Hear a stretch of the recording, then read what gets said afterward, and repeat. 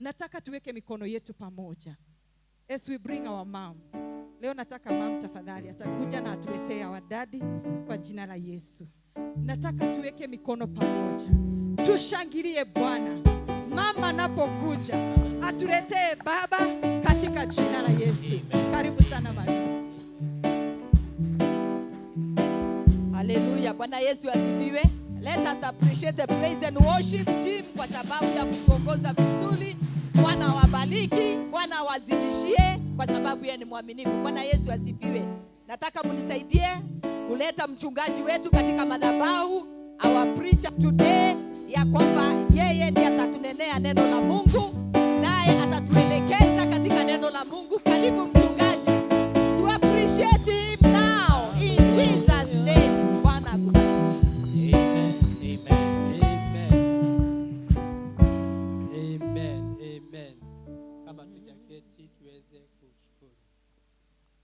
Baba wetu, katika jina la Yesu tunakushukuru kwa sababu ya wakati huu. Tunyenyekea mbele zako mfalme wa falme tunaposikiza kutoka kwako. Nitumie Bwana kadri ya upendavyo. Niwe chombo chako, nitoe maneno iliyo kinywani mwako. Inikawa baraka kwa watu wako, kawa ukombozi kwa watu wako na uponyaji kwa watu wako. Unapowabariki Bwana, usinisahau. Na katika jina la Yesu tumeomba na kushukuru. Amen. Let's appreciate the praise and worship. Tunapoketi.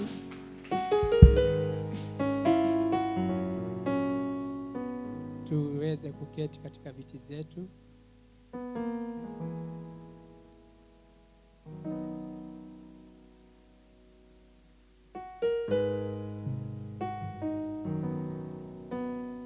Karibuni sana katika ibada hii ya siku ya leo, ambapo tulianza vizuri sana na maombezi na tumeona Mungu akitenda makubwa. Amen. Si hadi pahali umefika umebarikiwa? Praise the name of the Lord. Hallelujah. Ujisikie huko katika jamii yako. Amen. Tumeambiwa kwamba kanisa ni familia, na umejihusisha, umejishikamanisha na hii familia, na wewe umebarikiwa. Amen. Siku ya leo ninataka kufunza. Kuna jambo ambaye imekuwa nikisikia ndani ya moyo wangu kuyasema, kuyafunza, na ili tutoke ndani yake. Amen. So I want to teach something for the next few Sundays about coming out of captivity. Coming out of captivity. Kutoka ndani ya umateka. Amen. Coming out of captivity ni kuwa katika matekani. Amen. Kuna neno usema ya kwamba watu wangu wameingia katika gerezani. Katika Isaiah chapter 42 verses 22. Isaiah chapter 42 verses 22. Nasema, these people, but this is a people plundered and rooted, all of them trapped in pits, all hidden away in prisons. They have become plunder with no one to rescue them. They have been made a root with no one to say, send them back. Some other version nasema, no one to say, restore them. Praise the name of the Lord.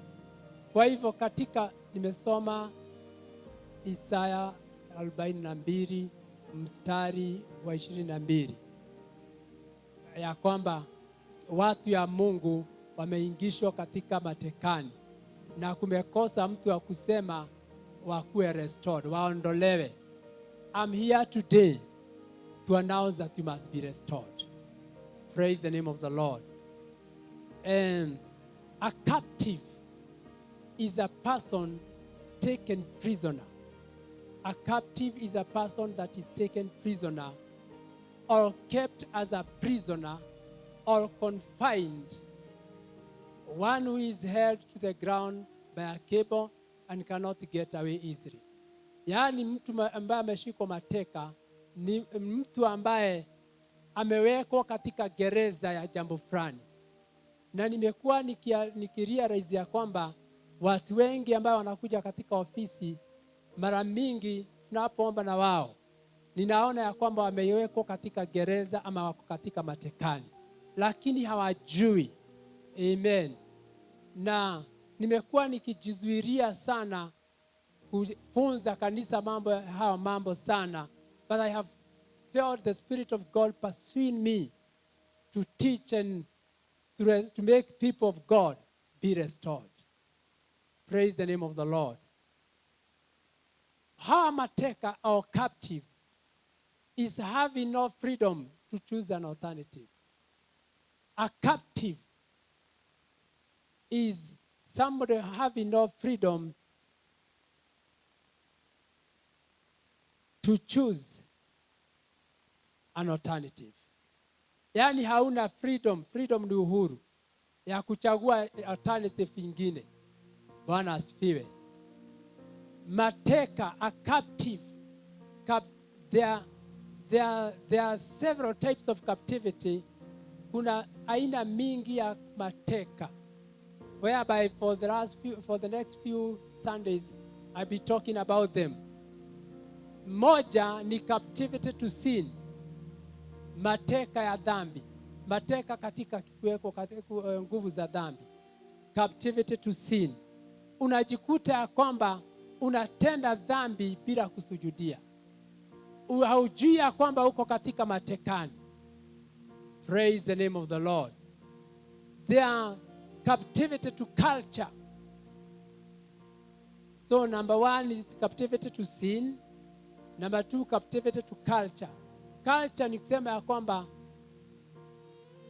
ni jambo ambaye you know about the culture. Ni tabia na desturi, kiutamaduni. Yaani ni utamaduni ambao sio wa kiungu, na umejiweka ndani ya huu utamaduni bila kusujudia. Ama tradition and demonic manipulation. Are we together? Praise the name of the Lord. Many lives are controlled and directed from the spiritual realm. Maisha ya watu wengi wanaishi na njia ya kuwa controlled by a spirit in the spiritual realm. Yaani unakuwa controlled bila kuyajua. Do you know, unaweza jikuta unafanya jambo ama umeshafanya jambo, baada ya kitendo ambacho umefanya you now then regret, because you are controlled or directed from the spirit realm. Praise the name of the Lord. That is captivity. Origin ya captivity, ama origin of captivity is Satan or our enemy.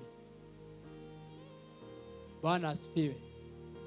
Tutaanza pari because there are many captivities, lakini the original yake, origin ya captivity ni adui yetu Shetani.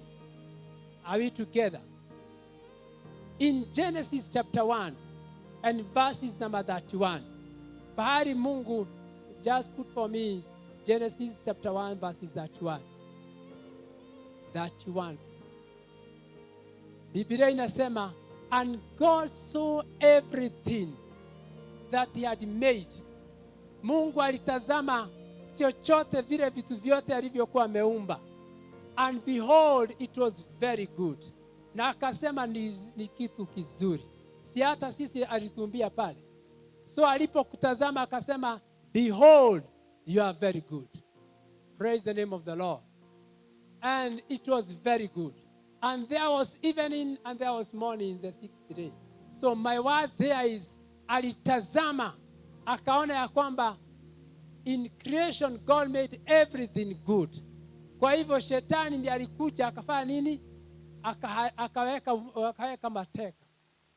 Hata if you go back to Genesis 1 verses 28,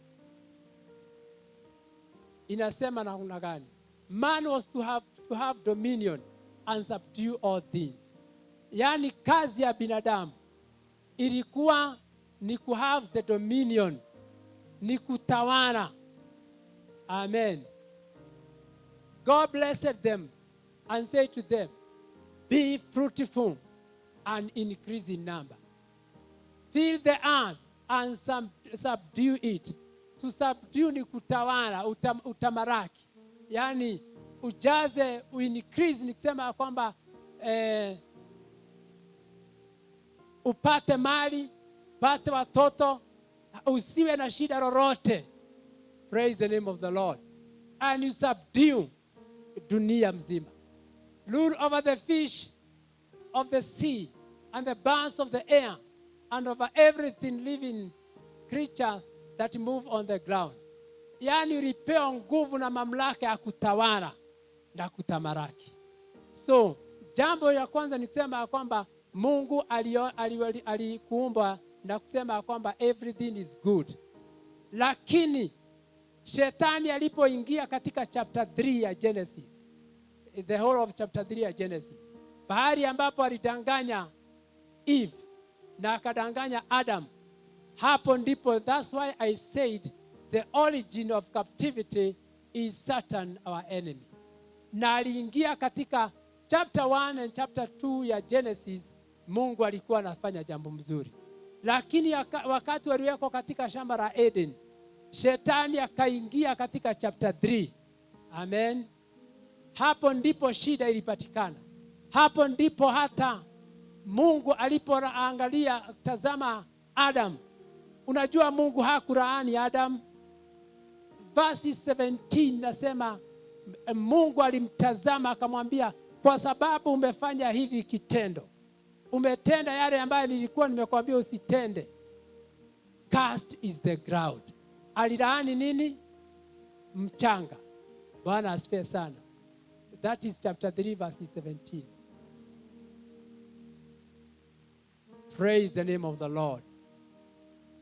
Alimwambia Adam, for Adam he said, because you have listened to your wife and ate from the tree about which I commanded you, you must not eat of it. Cursed is the ground because of you. Alilaani mchanga. Mungu hakuna pahali alilaani binadamu. Amen. Na hii mchanga alijua ya kwamba hii mchanga, and that's the reason most of the times watoto wakiwachio shamba na wazee wao, I tell you, kuna wazazi wengine waliokufa zamani walikuwa na mashamba kubwa na mabiashara kubwa. If today wakiamka wakuta ya kwamba familia ambayo walikuwa nazo ilikuwa familia kama watu 10, watakuta ya kwamba katika shamba yake imejaa thousands and thousands of people. Hallelujah. Bwana asifiwe. Kwa sababu the ground was cursed. Hallelujah. But there is a way of coming out of the curse. Praise the name of the Lord. So, the result ya Shetani kuingilia katika chapter 3 of Genesis, alifanya namna gani? Break of fellowship between man and God. Shetani alipoingilia aliharibu uhusiano wa mtu na Mungu. Man lost his position and failed to exercise authority and dominion. Wakati Shetani alipoingilia, so that he may held man captivity, man akaruse the dominion, akaruse uhusiano na Mungu. Praise the name of the Lord. And he failed to exercise the authority and dominion. Satan took man's authority to subdue and to have dominion. Shetani akachukua mamlaka. Amen. And that's why lazima tuishi katika kujikaribia Mungu zaidi katika maombezi. Hallelujah. Bwana asifiwe. Am I teaching something scaring? Bwana asifiwe. Are you listening to this? So, Shetani akachukua the dominion na authority ambaye man alikuwa amepatiwa. Every man is under a certain level of captivity because of sin. Kila mtu, every man is under a certain level of captivity because of sin. Unajua, the reason ambayo tunaokokaga, why the reason we are saved, kwa sababu ya dhambi baba zetu wa kale walitenda dhambi. Amen. Wakaachia the kingdom or the dominion, wakaachia shetani. Naye Yesu akasema ya kwamba nilitumwa nije kwa sababu ya watu ambao walikuwa wa kabila zangu, watu ambao walikuwa wahusiano na mimi, lakini wakanikataa. In John, the book of John, wakanikataa. Lakini wale walionikubali nikawafanya warithi. Amen. I made them co-heir with me. Ukawa mrithi wa mali za Mungu. So that's why we are born again. That's why we are saved. So that ile dhambi ya baba zetu wa kale tukaiwache nyuma. That captivity, we come out of it. Praise the name of Satan with his abundance rules in darkness. Shetani na masaidizi wake wanaishi katika darkness. Wanaishi katika gizani. You can write in the book of Isaiah chapter 14 verses 12. Ambayo inasema, how have you fallen from heaven, O morning star? Son of the dawn, you have been cast down to the earth, you who once laid low the nations. Hii ni kumaanisha certain angels who rebelled and were cast out of heaven, they now constitute as the following. Wakati shetani alirebel, jua ya kwamba shetani alikuwa mbinguni na alikuwa leader wa praise and worship. Amen. When he rebelled, alitupwa chini with some angels. Waka constitute, yani wakaungamana wakiwa mambo matatu. One, principalities. They rule over principalities. Number two, nimesema wakati shetani aliteremshwa huku chini, nimeanzisha captivity kutoka pale mwanzo, so that tuendelee upole hadi tujue. Amen. Si knowledge is power. Kanisa Bwana asifiwe. Knowledge is, amen. So they constituted themselves and formed one principalities. Two, powers, nguvu, powers. Three, rulers of darkness of this world. Rulers of darkness in this world. And the spirit of wickedness in high places. It's written very well. Imeandikwa katika, nirudie tena kwa sababu I want you to get it. Ningependa uelewe vizuri. Nimesema mapepo ziliposhuka huku chini, shetani aliposhukishwa chini, waliform a group. Let me call it a group of principalities, of powers, and rulers of darkness of this world, and of the spirit of wickedness in the high places. Rulers of darkness of this world, yani watawala wa giza katika hii dunia. Unaweza soma katika Ephesians chapter 6 verses 12. Waefeso 6 ambayo tunasoma mara mingi. Bahari ambapo tunaambia kwamba vaa mavazi ya vita. Kwa sababu ya nini? For our struggle is not against the flesh. Amen. And our blood. For our struggle is not against flesh and blood, but against the rulers, against the authorities, against the powers of this dark world, and against the spiritual forces of evil in the heavenly realm. So, struggle yetu, kung'ang'ana kwetu, sio against the flesh and blood. Bwana asifiwe. Usikae kama watu ambao walikuwa wasema ya kwamba shetani zingine za kuona na macho inatakiwa kutolewa kwa mkono. Amen. Our struggle is not against flesh and blood, but against the rulers, against the principalities zile nimekuambia, against the powers of darkness, rulers of darkness of this world, and the spirit of wickedness in the high places. Hallelujah. Are we together up to where we have gone? Praise the name of the Lord. There are spirits in darkness and that rule over cities and territories. Bwana asifiwe. Si tumeshika zile mapepo inakojiconstitute. Principalities, powers, and rulers of darkness. Bwana asifiwe sana.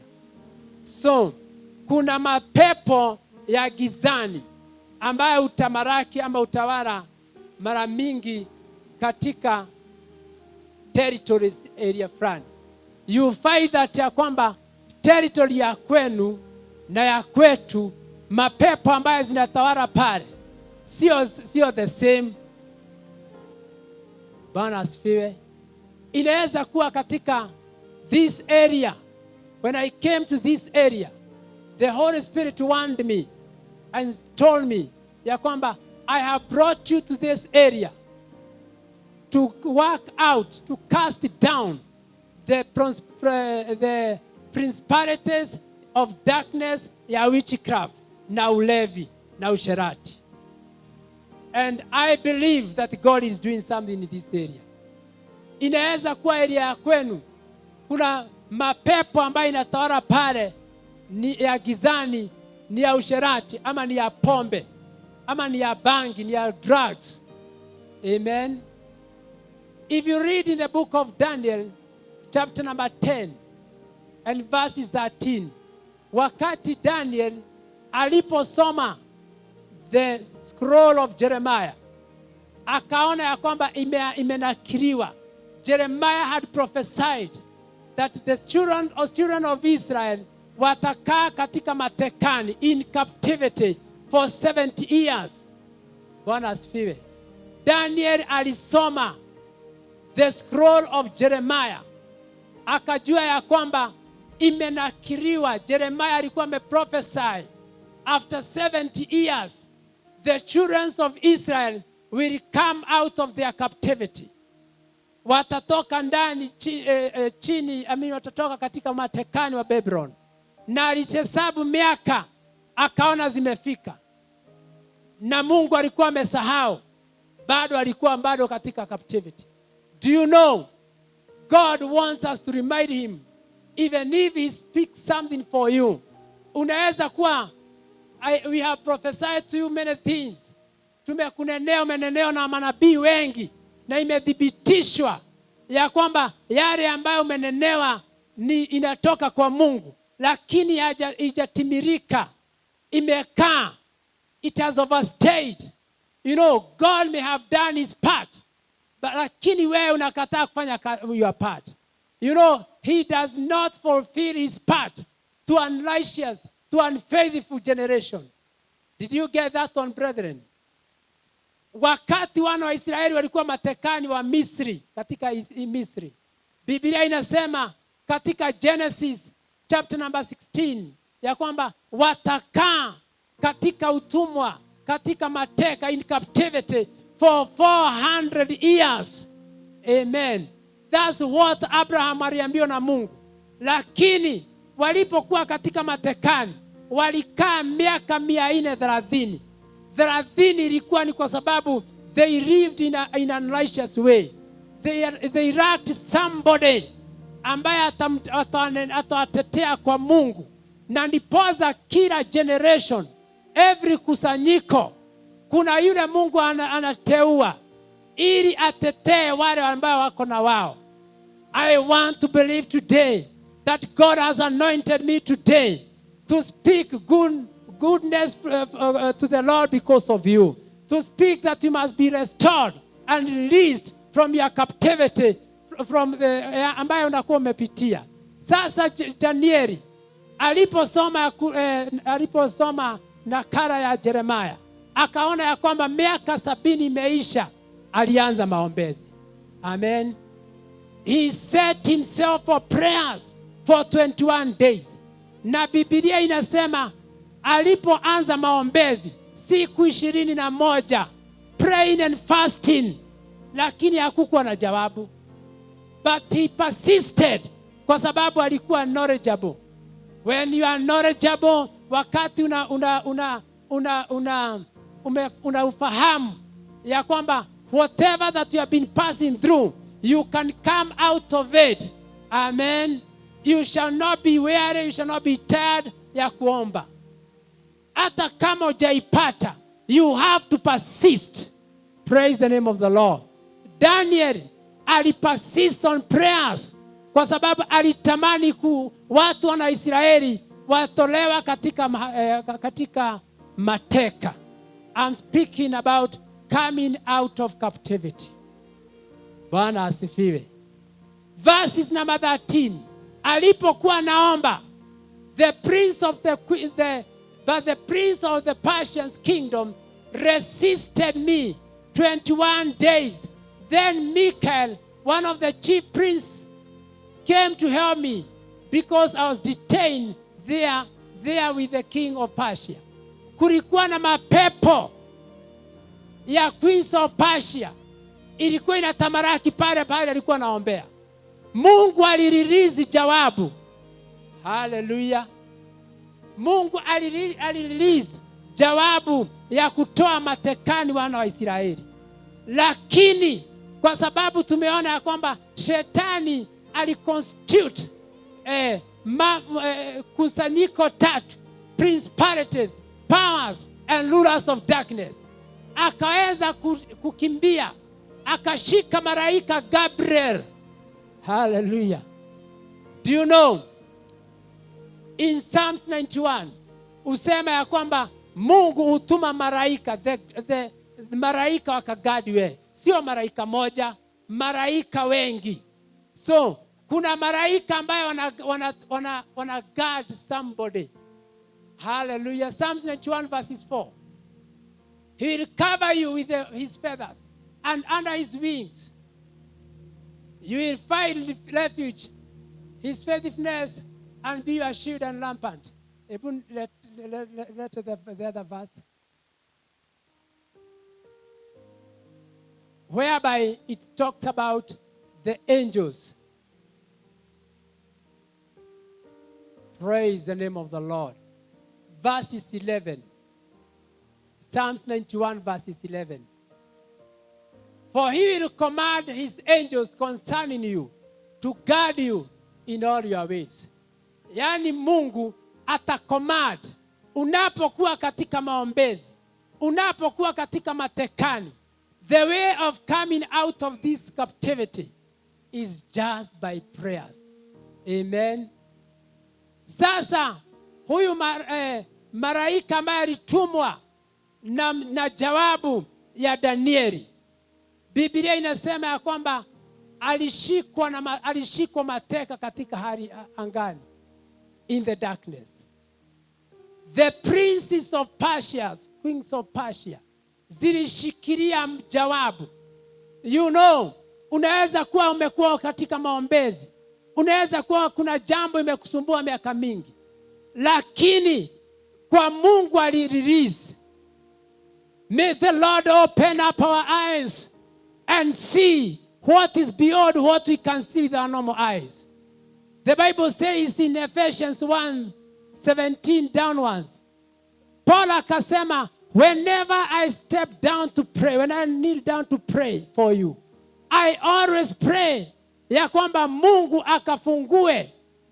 I keep asking that the God of our Lord Jesus Christ, the glorious Father may give you the spirit of wisdom and revelation so that you may know him better. Praise the name of the Lord. Afungue macho yako uone yale utajiri imewekwa katika in his glory. So knowing that is yours, you shall never be weary. You shall never be tired of praying and being righteous. Hallelujah. Praise the name of the Lord. Ninasema, I'm talking about there are spirits in darkness that rule over cities and territories. Ni vizuri kuuliza Mungu, na Mungu afungue wewe macho. Ujue katika area ambayo unaishi, area ambayo unafanyia biashara, area ambayo unafanyia kazi, ni nini, nguvu gani za giza zinatamaraki pale, so that usiwe tunatupa ngumi katika hewa. Hallelujah. Did you get this one, brethren? I'm talking about coming out of captivity. Kutoka ndani ya mateka. Na tukaona mateka zingine zilianzwa na shetani. Amen. In verses number 20 in the same Daniel chapter 10, verses 20. In Daniel chapter 10 and verses 20, we read that verses 13. So he said, do you know why I have come to you? Sasa ni malaika Mikael wakati alitumwa. Akauliza Danieli, do you know why I have come to you? Soon I will return to fight against the prince of Persia. And when I go, the prince of Greece will come. Yani,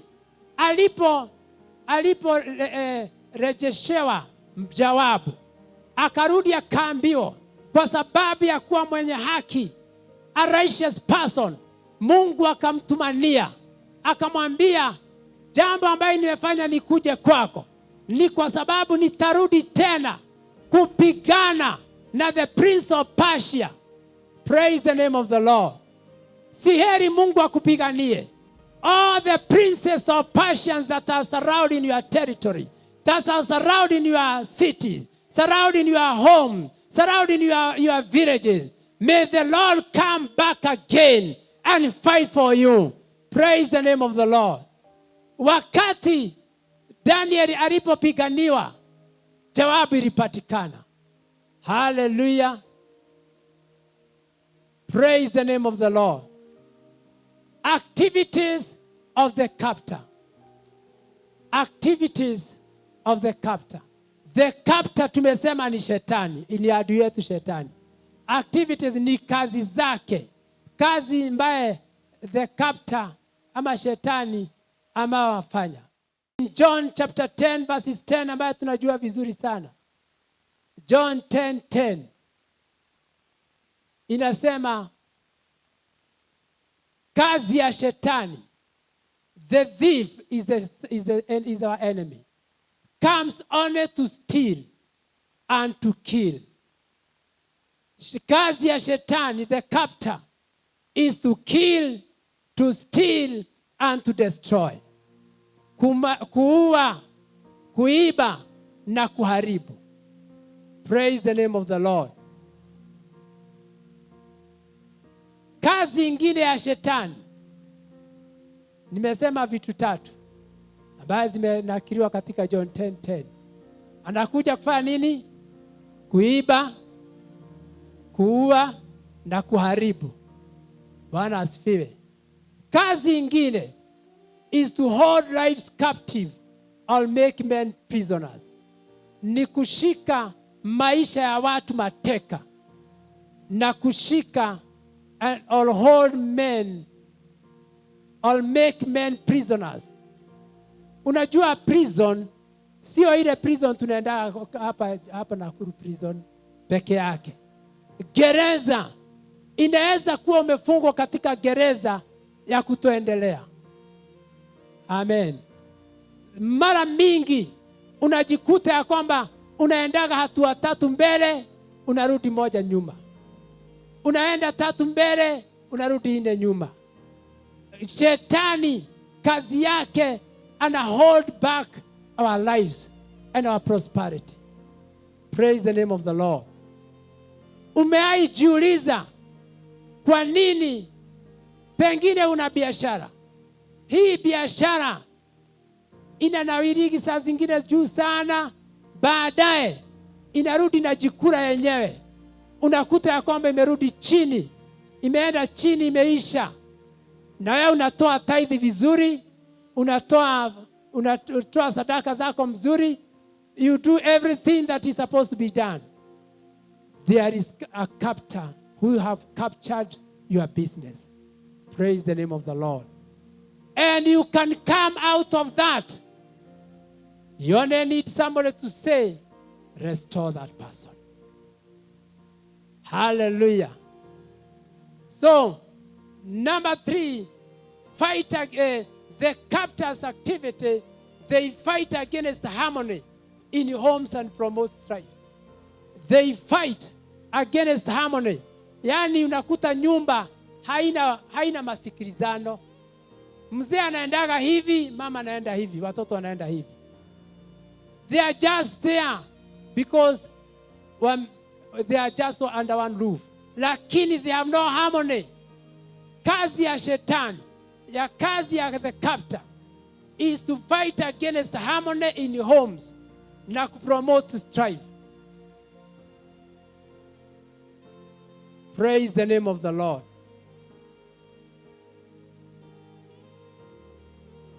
They fight against harmony and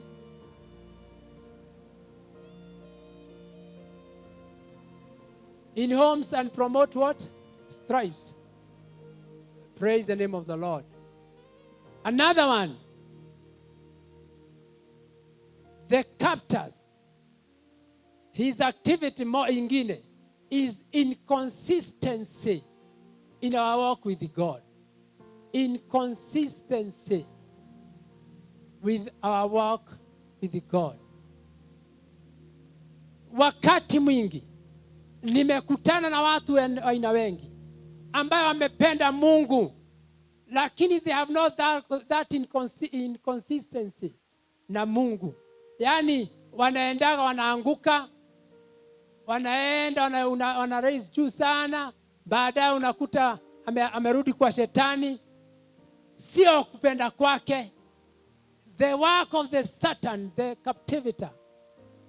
captive, is to cause inconsistency in the walk with God. Hallelujah. Nimeona hata watu wengi wakubwa, hata mabishop, makasisi wengi wakubwa, they talk as if they are people from the world. They don't know ya kwamba wamekuwa in captivity ya dhambi. Unaweza kuwa umeokoka, mwisho umejazwa na roho, lakini shetani ameweka wewe katika that captivity.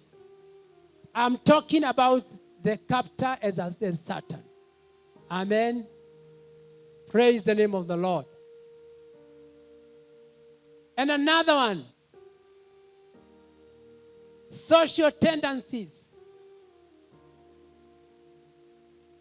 Emotional attitudes.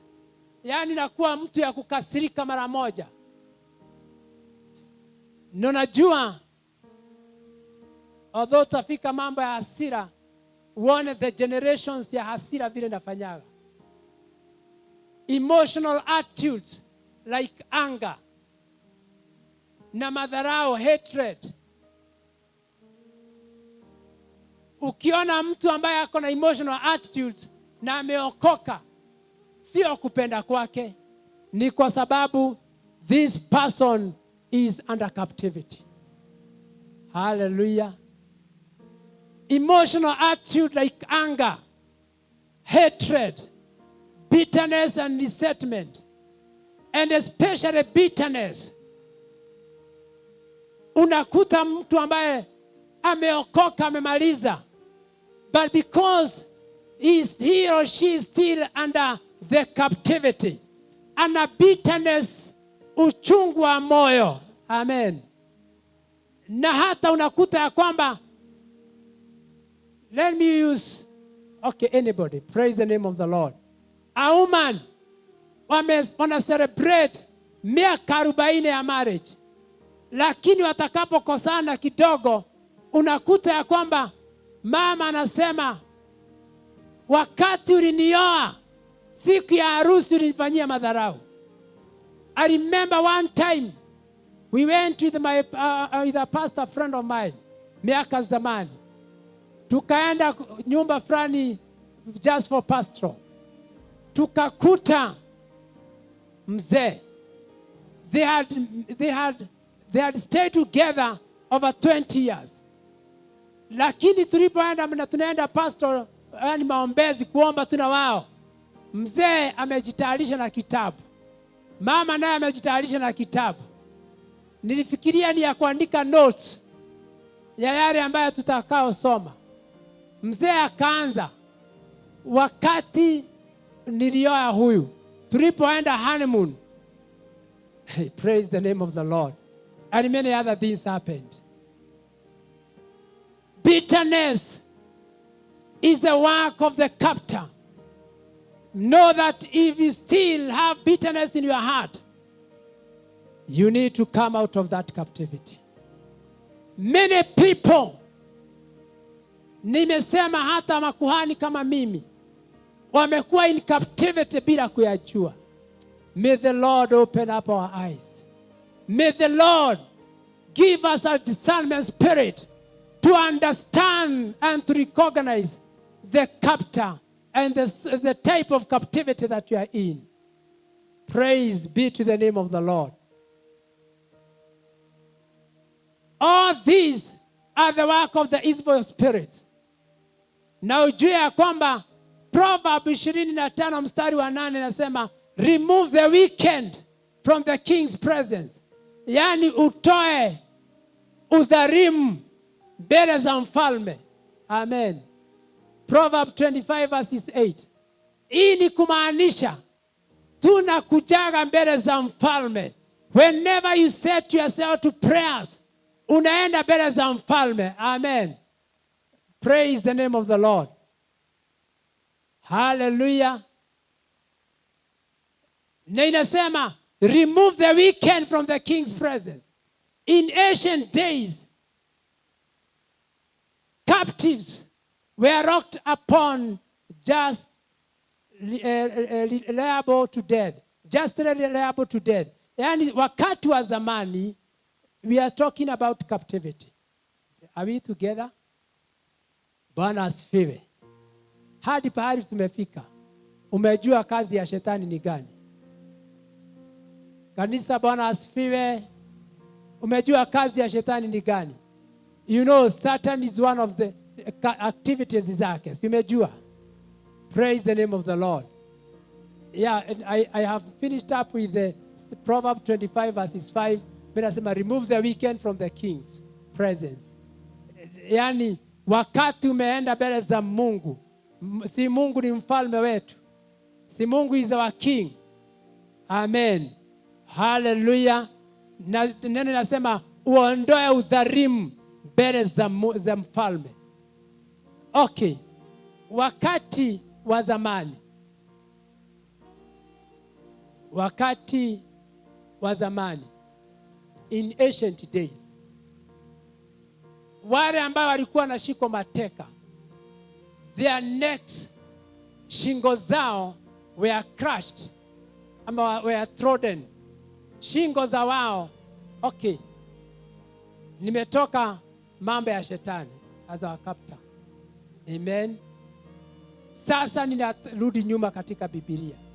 Wakati wa zamani, in the ancient days, those who are in captivity, their necks were crushed. And let me give you an example in the book of Joshua chapter 10 verses 24. Pahali ambapo kulikuwa na wafalme watano waliyeshikwa, the 5 kings of Amorites. Joshua chapter 10 verses 24. And when they had brought these kings to Joshua, he summoned all the men of Israel and said to the army commanders who had come with him, come here and put your feet on the necks of these kings. So they came forward and pressed their feet on their necks.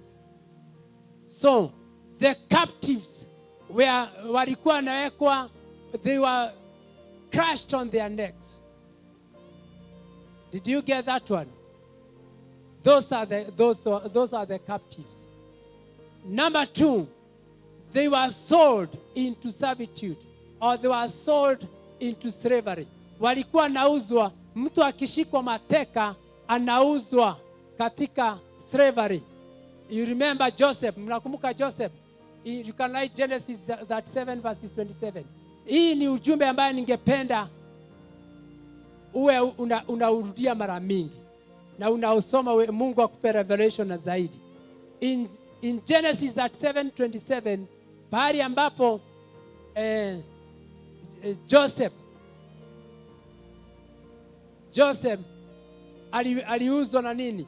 Aliuzwa na ndugu zake. The Bible says, come, let us sell him to the Ishmaelites. Unajua sasa alikuwa ameshikwa mateka. Amen. Na kama ameshikwa mateka, sasa they were sold into slavery. Kama huyu Joseph. Wakamuuza kwa Ishmaelites. Alafu walipomuuza alipelekwa wapi? Hamjui? Misri, Egypt, kama mtumwa. So captives were sold into slavery. That was number 2. I'm talking about the ancient days. Kabla tukuje siku hizi. Amen. Nimeanza na Genesis chapter 1. Pahali ambapo Mungu alisema ya kwamba you subdue, you increase. Amen. Akarudi akasema alipotazama chochote aliumba, akasema all things are, umesahau verses 31, all things are good. Kwa hivyo Mungu alitarajia kitu mzuri ndani yako. So number 3, they were mutilated like Samson. Walikuwa wanaposhikwa mateka, walikuwa natolewa macho, they were mutilated like Samson. Au jamaa mmoja alikuwa anaitwa Adoni-Bezeki.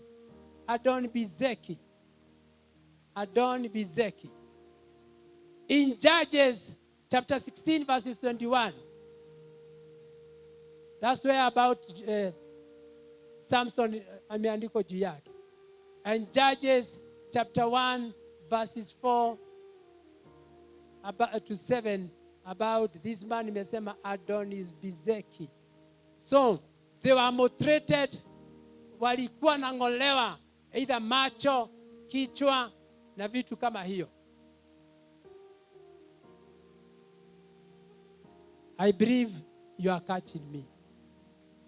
Are we together, brethren? Hallelujah.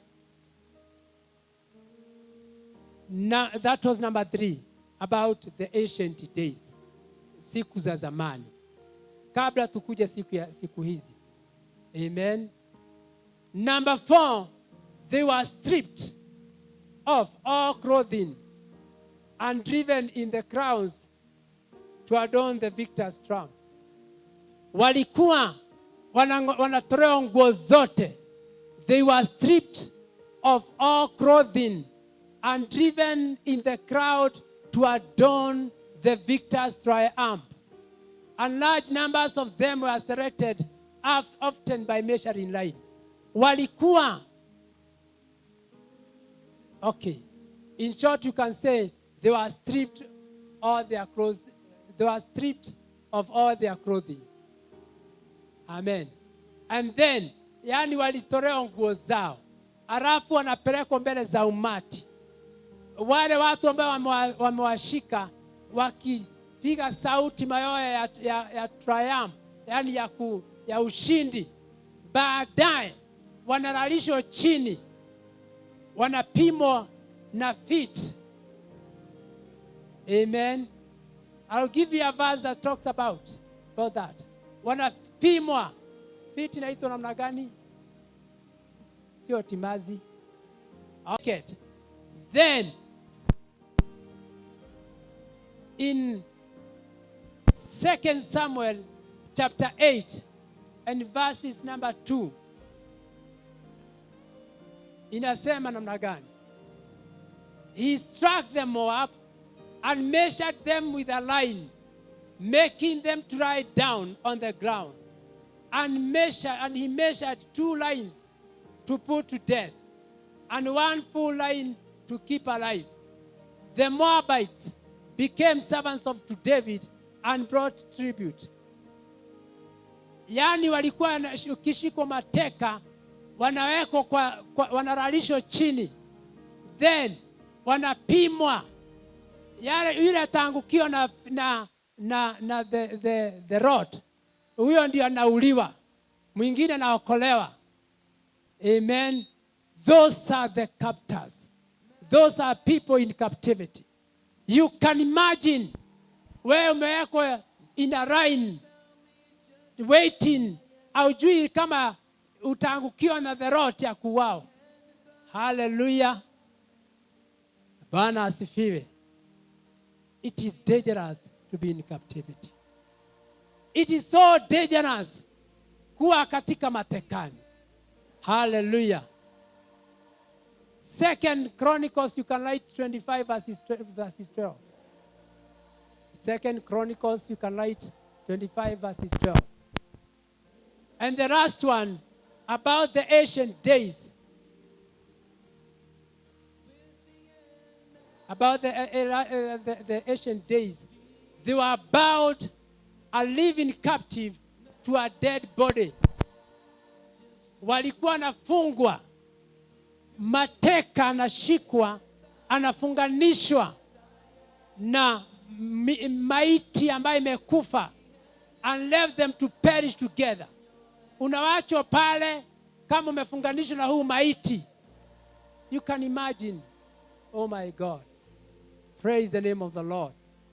And this one is written in Romans chapter 7 verses 24.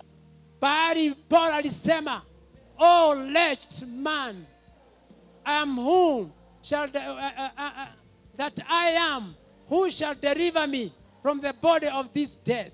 Yani hata Paul kama mateka alikuwa ameshikwa. What a wretched man I am, who will rescue me from this body of death. Hii ni kumaanisha ya kwamba walikuwa nafunganishwa na maiti. Hallelujah. Na ujue kutolewa hapo, it is just by the grace of God. Praise the name of the Lord. So in those ancient days, those in captivity, those that were taken captive, tumeona wengine they were mutilated their eyes, wengine they walifunganishwa na maiti, wengine they were sold to slavery. Hallelujah. Na ingine ni gani? They were stripped naked. Amen. Praise the name of the Lord. Kanisa Bwana asifiwe. Sijui kama nitamaliza about the symptoms of captivity. And I know that's what we have been waiting for. Unaweza jua namna gani that you are in captivity? The symptoms. Unajua mtu akienda hospitali anaangaliago symptoms ambaye that is affecting you. Amen.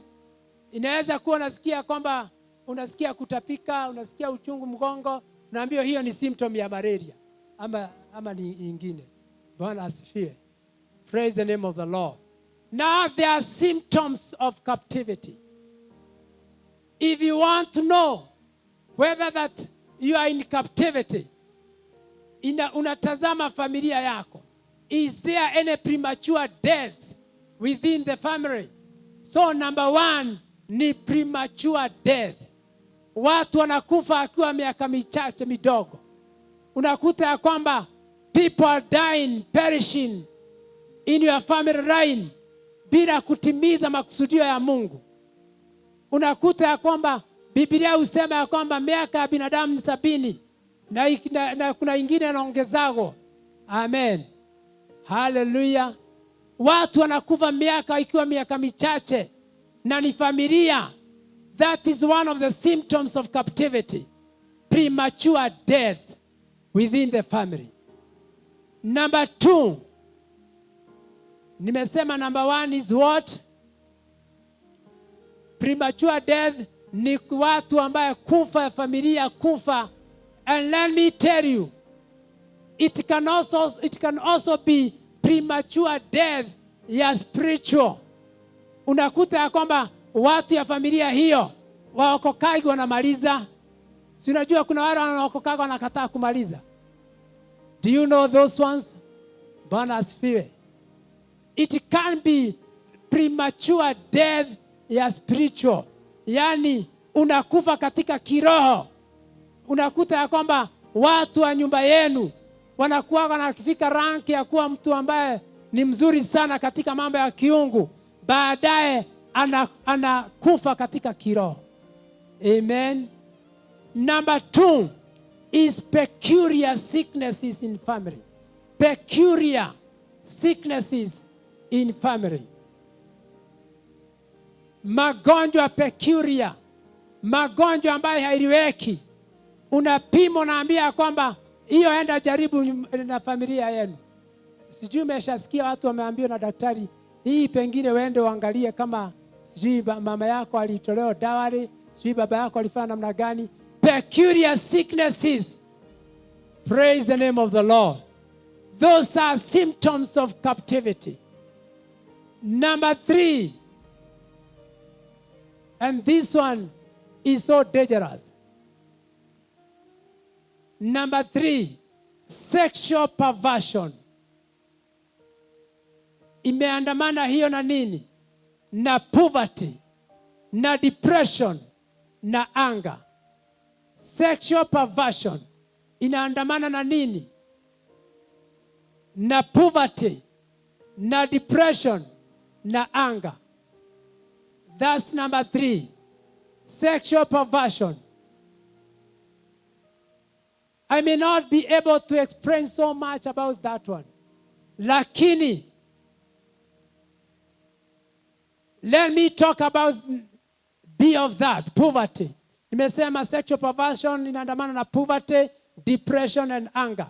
Let me talk about poverty, depression and anger. Poverty, unakuta ya kwamba watu wanaishi under the poverty line. Yani nyumba yako ndio haitakosa chakula, lakini ni chakula ambaye sio ambaye ninahitajika, sio ambaye ni chakula ambaye itakusaidia mwili yako. Nyumba yako haipatikani, yani you live under or below the line ya poverty. Yani huku nyumba yako inakuwa tu ni shida. Everything unapotazama ni shida. Hata unauliza kwani shetani aliingilia wapi katika nyumba yako? Jua ya kwamba those are symptoms of captivity. Na hiyo huwa katika generational. Amen. Generational ni kusema ya kwamba inatokaga na hapo nyumba kidogo. We shall come to that one. Depression. Depression ni mtu ambaye unakuta ya kwamba haujijui, haujielewi. You are depressed all the time. Unakuta familia yako, watoto wako, mzee wako, wewe, you are depressed.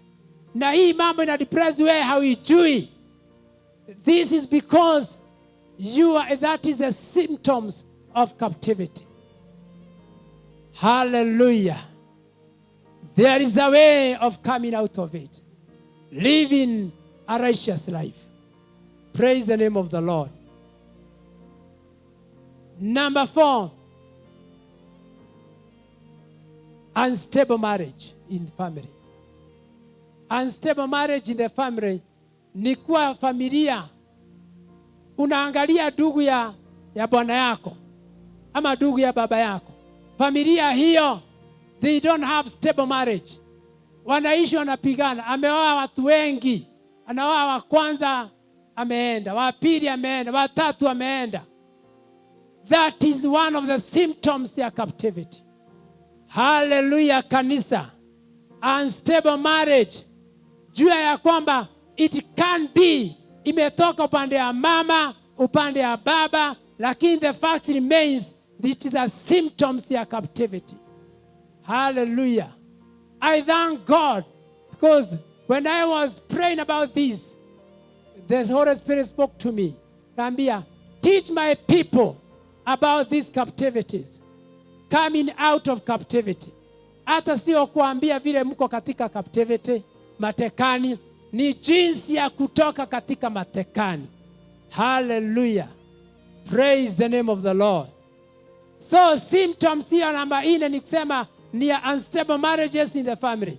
And the last one symptoms is inability to live a holy life. Inability to live a holy life. Yani unashindwa na kuishi maisha matakatifu. I have repeated several times about that. Unashindwa. Unakuta ya kwamba wewe ni mwaminifu sana katika mambo zingine zote. Lakini living a holy life imekushinda. Na sio kupenda kwako. Praise the name of the Lord. Bwana asifiwe. Ni ujue ya kwamba that is one of the symptoms ya kuwa katika matekani. Hallelujah. Praise the name of the Lord. Did we get the symptoms of a captivity? Sasa ni vizuri ujichunguze. Uone kama kuna symptoms moja kati ya hiyo ambayo inaandama familia yako. Ambayo imekuwa ikikuandama. Ambayo imekuwa ikitamaraki katika familia. Na utatazama utakuta ya kwamba each one of us, we have something to come out of it. Amen. Tuna jambo ambayo tuna mateka ambayo tunahitaji kutoka ndani ya huo mateka. Praise the name of the Lord. Hallelujah. Next week, I will continue with the sources of captivity because of time. Bwana asifiwe sana. There is a way of coming out of captivity. In John chapter 11, verses 41. John chapter 11, verses 41. Can we start verses 40?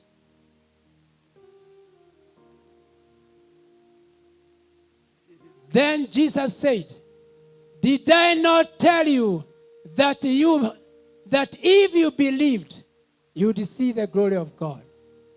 Yesu akasema kwa Kiswahili mzuri, nilikuambia ukiamini, amen, ukiamini utaona utukufu wa Mungu. Na mimi nataka kuambia hivi, tumenena juu ya hayo mambo ya captivity, ya mateka.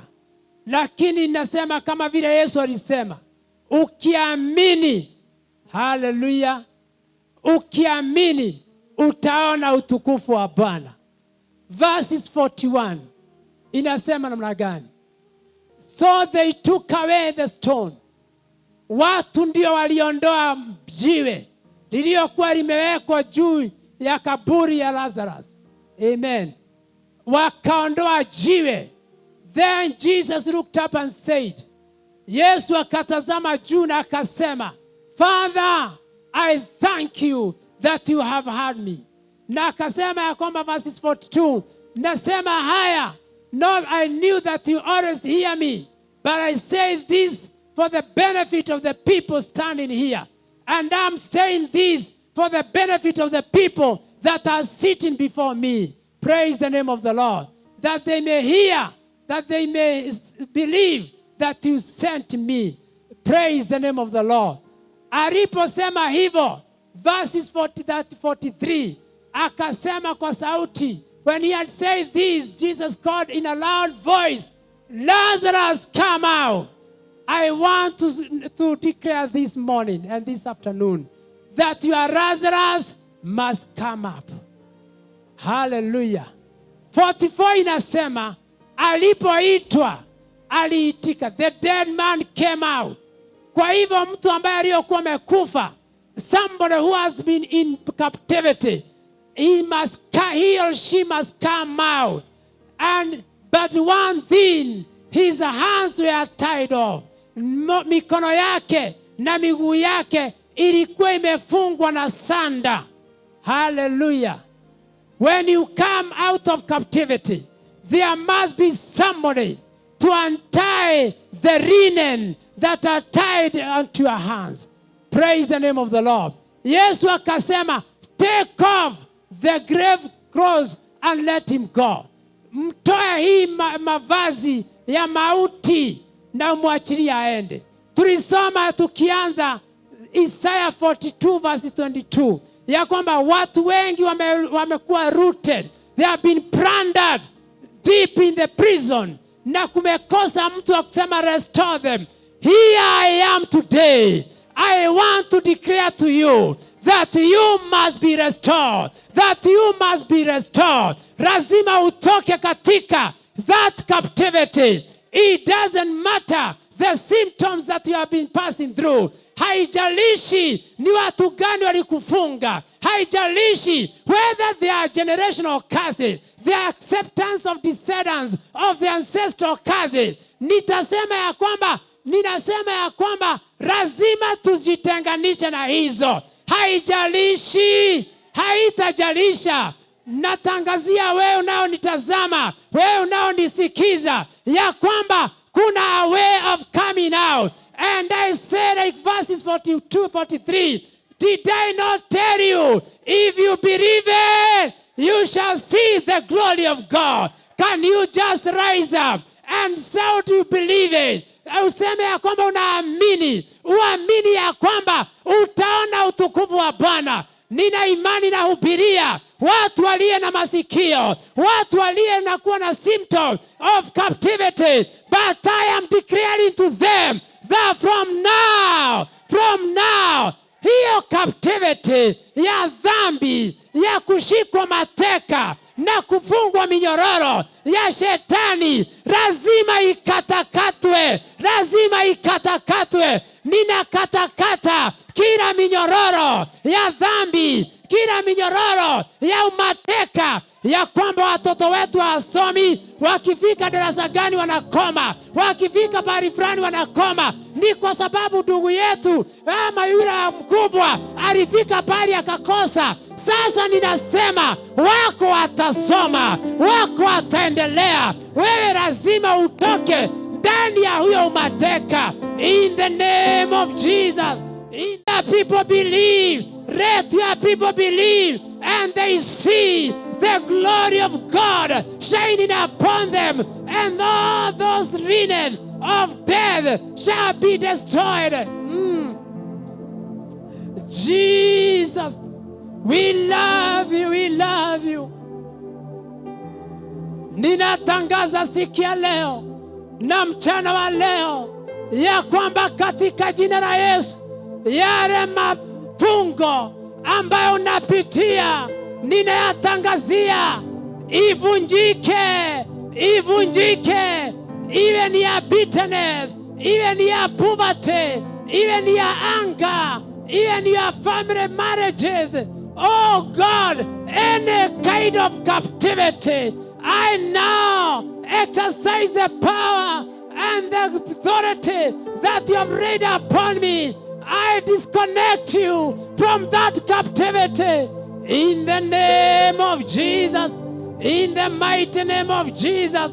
In the mighty name of... Magonjwa ya kurithi, magonjwa ambayo ilikuwa katika family line, ninaitangazia ya kwamba kuanzia sasa itoke. Wewe umejichunguza, jichunguze. Which symptoms are you suffering from? May it be poverty, may it be strife, may it be anger, may it be bitterness. I declare to you today, Jesus,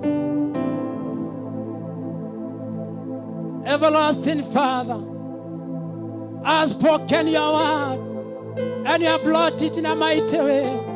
Father, in Jesus' name, my prayer to your people, you send me, oh God, the way Jesus stood and said, that you thank thee, that you, God, that people who are standing here may understand, may know that you have sent me at such a time like this, oh God, to pray for them, to disconnect them now from any symptoms of captivity in the name of Jesus. Be it sicknesses, be it any other symptom, even the unmentionable one, oh God, I declare to them that they are healed. I declare to them ya kwamba wamechanishwa na hiyo magonjwa na hiyo minyororo katika jina la Yesu. Ninatangaza the captivity of poverty, umaskini katika raini yenu. Ninatangaza siku ya leo, pengine wewe unahitaji kuwa katika nyumba yako, lakini unaishi nyumba ambayo ni ya kukodi kwa sababu ya symptoms of captivity. Ninatangaza chochote shetani alinyakua, iwe ni mali yako, iwe ni mali ya raini yenu, ninaitangazia waachilia, waachilia, shetani waachilia, shetani waachilia, waachilia in the name of Jesus. Ninatangaza every kind of spirit that is demonic that has been affecting your family right, I command it in the name of Jesus, in the name of Jesus, to move away. Toka ndani ya familia hii katika jina la Yesu, katika jina la Yesu, in the mighty name of Jesus, in the name of Jesus. Natangazia kifo ambaye inatamaraki familia laini yenu. Hiyo kifo ninaigeuza kuwa ni uhai na uzima katika jina la Yesu. Tuatangaze ya kwamba watu wetu hawatarudi kufa. Miaka ambayo ni ya Biblia ijatimizika katika jina la Yesu. Hata wale wanakufa kiroho na watangazia, lazima waamuke, lazima waamuke katika jina la Yesu. Tangaza, tangaza, just declare whatever that has been affecting you in the mighty name of Jesus, in the name of Jesus, in the name of Jesus. Familia zingine ni watoto wao, they never get a pass mark katika shuleni, wanakuwa watu wajinga kwa sababu there is that symptoms of captivity iko katika familia hiyo. Natangazia watoto wenu, natangazia hata wamemaliza ya kwamba hawatakaa hivyo nyumbani bila kupata kazi katika jina la Yesu. Walie shuleni, neno inasema ya kwamba watakuwa wa kwanza, hawatakuwa mwisho tena katika jina la Yesu.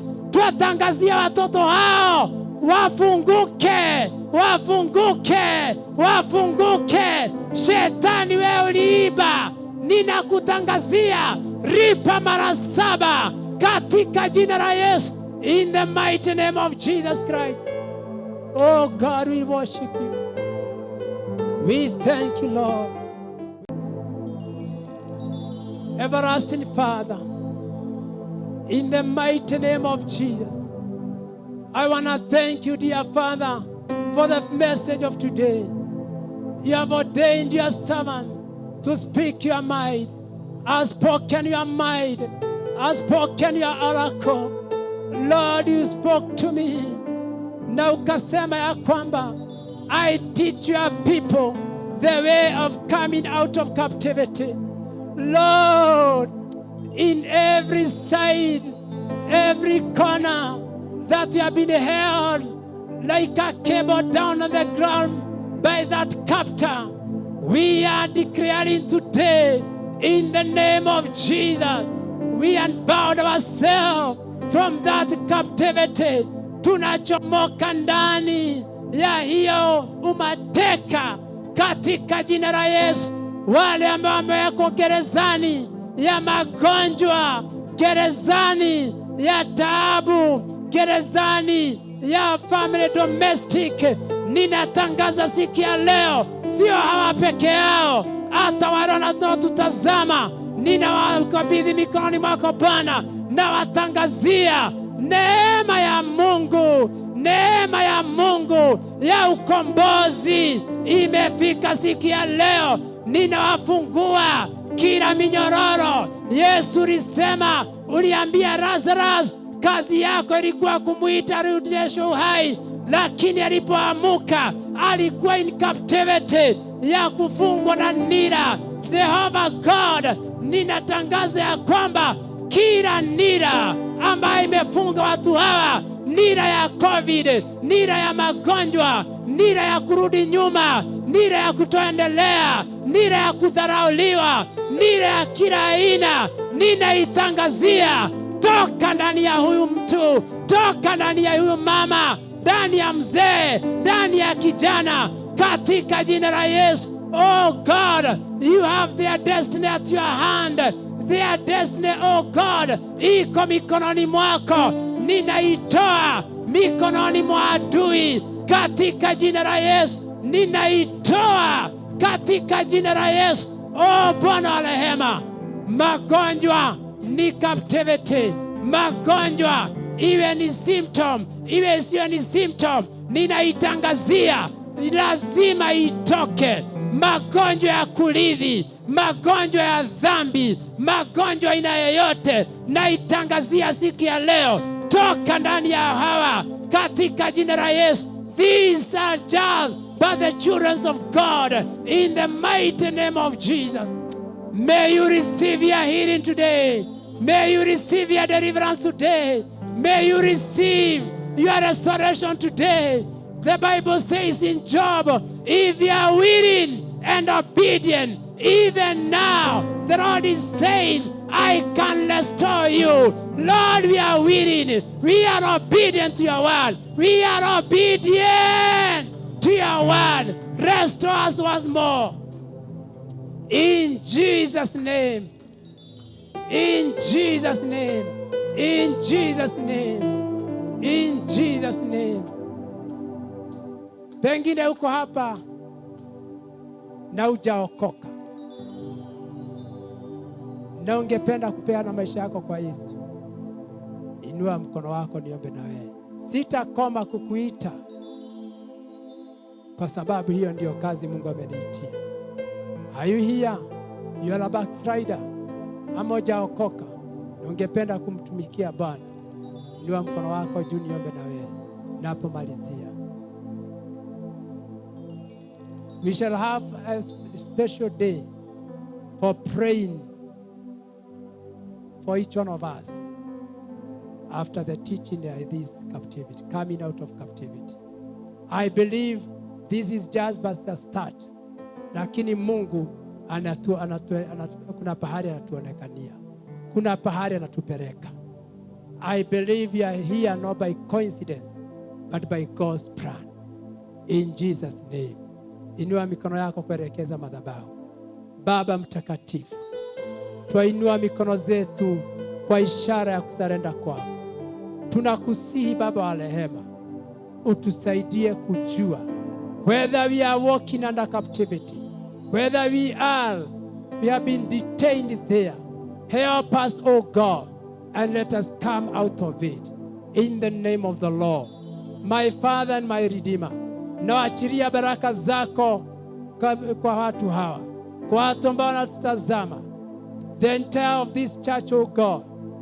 I now declare the blessings of God and the anointing of the Holy Spirit to walk with them.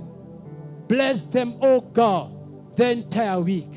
Cover them, dear Father, by the precious blood of Jesus, so that, dear Lord, hawatapata madhara, hawataonekana, wafiche katika chini ya mapawa zako Yesu, pahali ambapo hakuna mishare na miare yote ya shetani itakaye penetrate pale, katika jina la Yesu. Hide us, oh God, even those who watch us in the YouTube. Those who watch us in the Facebook, we pray for them. Hide them, oh God, as you hide us, my Father.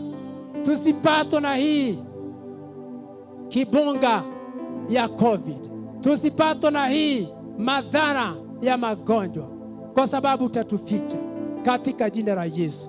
I declare the blessings of God upon your people. May the face of God shine upon your life now and for the life to come. In the name of the Father God, the Son, and the Holy Spirit we pray. Shout amen.